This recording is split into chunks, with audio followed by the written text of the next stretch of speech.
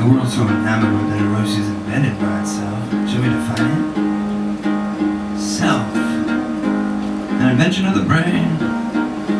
Constantly doing something, becoming something, doing anything really. Rather than see itself for what it is, that loose collection of beliefs, attitudes, and opinions, which is nothing. So, constantly divided. The judge and the judged. One fake thing continually dividing into two in conflict with itself. What does it look like? It must be more generous. It must be less selfish. It must be something. Just the judge, acting superior to the content judge to be inferior. Please. This observer is the observer. The judge is that which it judges, it's all self. So a complete change never happens for human. How could it? If the problem pretends to be superior to the problem, which is itself, which doesn't acknowledge, and it says, what's on TV? So that hasn't gone away yet. Self. A fabrication at war with itself. And so within, so without. Witness a world at war. What's the solution? Is it to see it patiently, lovingly, judgment-free? The baby poke you in the eye, you smile and you let it be. Yeah.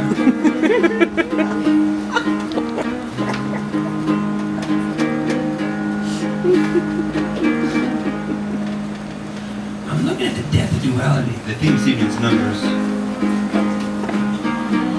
Is it two or is it one, this reality?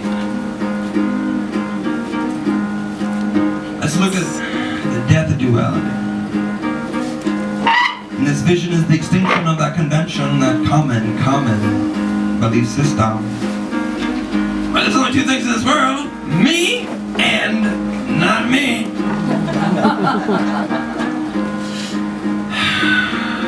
Proposing this to be a fallacy, a non-reality. I'm looking at the death of duality. I'm looking to free everybody. So how do you want to do this? Let's check in with the particle physicist. Excuse me, sir, question, what's your take on this? What is this energy? Your industry, the academic community. Aside to polarity, positive and negative, proton and electron. I mean, what is this energy we claim to be? Subatomically constituting all that is. All mass, and particles, and planets, and your ass. Do we know what it is? No? Well then let's check in with the neuroscientist. Excuse me, miss, question. Where in the brain, I mean,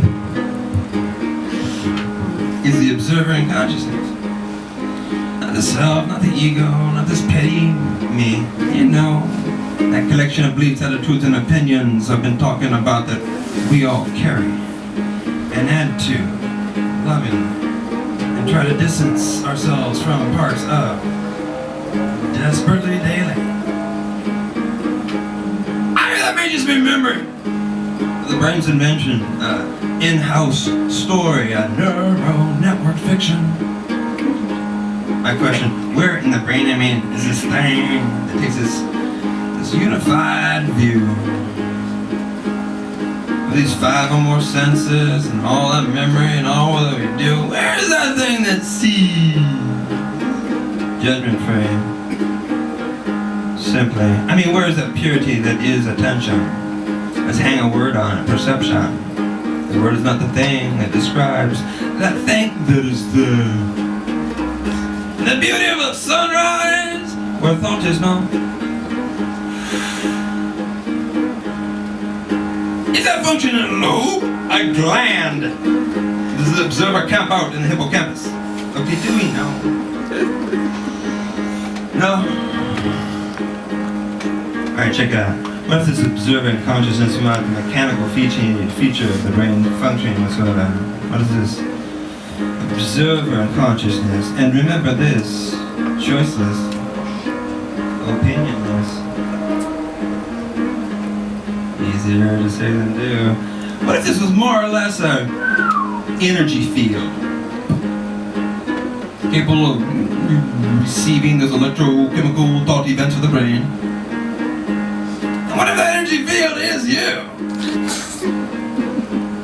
Now what if this field of energy, 21 grams roughly, was born of that same immeasurable body of energy? The particle physicist assigns the duty of constituting all material reality. That energy. What then? Do we see our relationship to all things? Do we say with a new radical definition, I am the observer is the observer? Look at that. Do we see with all our good eyes what is real? How does that fit?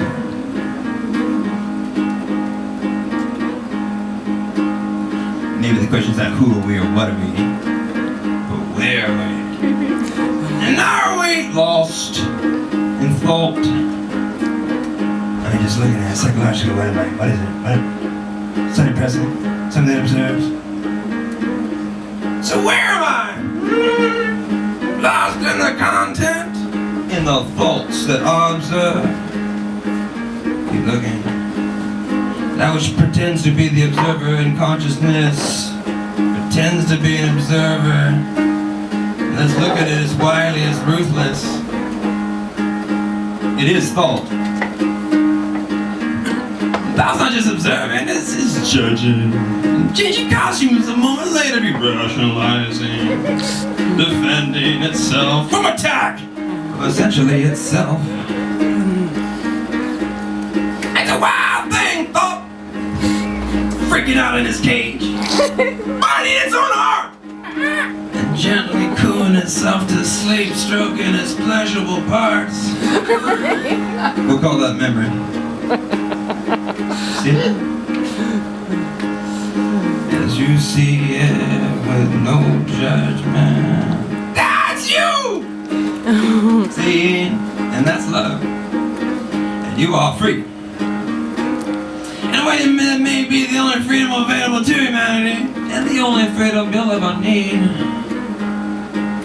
Free to act outside the programming, that patterns, that petty games, thought plays with itself.